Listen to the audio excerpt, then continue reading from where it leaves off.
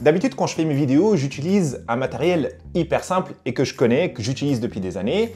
3 choses, ma caméra que j'ai depuis longtemps, mon smartphone, notamment mon iPhone 15 Pro, un micro parce que c'est agréable pour vous quand même d'avoir de l'audio de bonne qualité, je pense que c'est plus important même que la qualité d'image. Et voilà, c'est du matos que je connais, que je maîtrise, qui marche super bien et je n'ai absolument aucune raison de le changer. Et en ce moment, tout le monde parle de ces caméras 360. Franchement, sur YouTube, on ne voit que ça. Attendez, je vous montre. Il n'y a que des vidéos sur l'Insta 360 et sur le DJI Osmo 360. C'est vraiment partout. Et donc moi, du coup, je me suis dit, peut-être que je loupe quelque chose. Donc je vais la prendre et je vais tester de faire une vidéo avec toute la journée. Bon, là, il fait beau, donc on va se poser dehors et je vais vous raconter le plus gros problème que j'ai avec.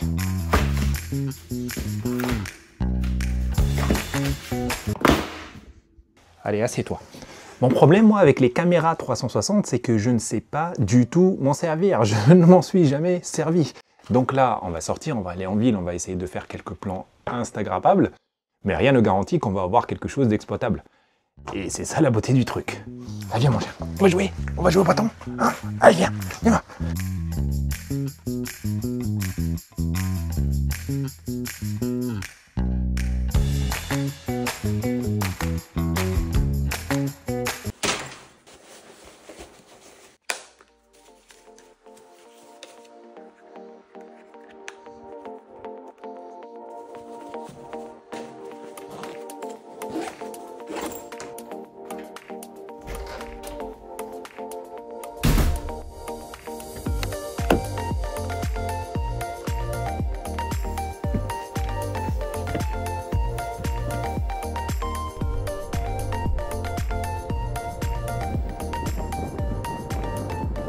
Le truc avec ces caméras 360, c'est qu'ils enregistrent en 360 degrés.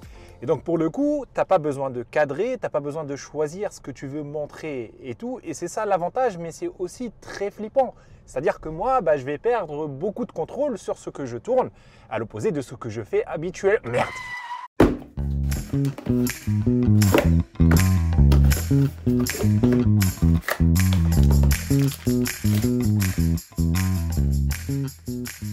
Bon, bien sûr, là où j'ai prévu de faire ma vidéo, il y a un concert de rock. Sinon, ça n'aurait pas été marrant.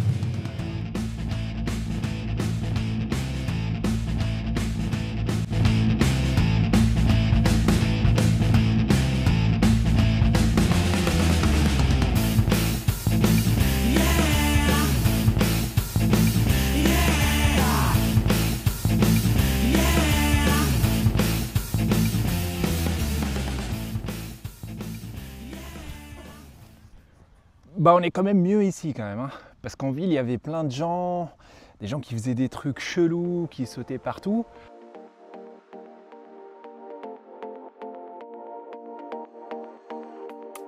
Peut-être qu'en nous mettant ici, on va pouvoir réussir à faire des plans 360 assez sympas et qu'on va pouvoir utiliser.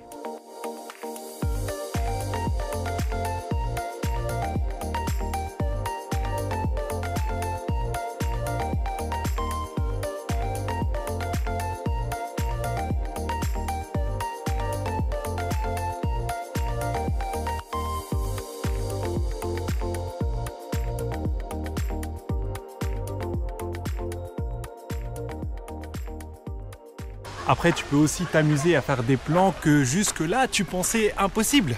Un peu comme celui-là.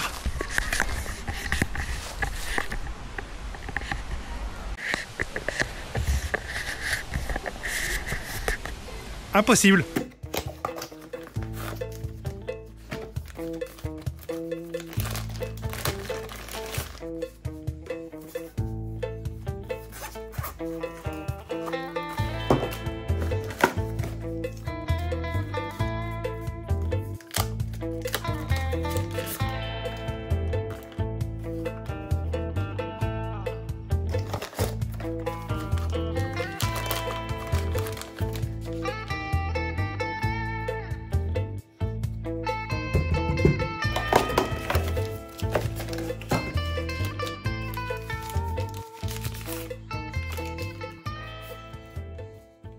Et si vous n'avez pas la perche à selfie, vos plans, au lieu de ressembler à ça,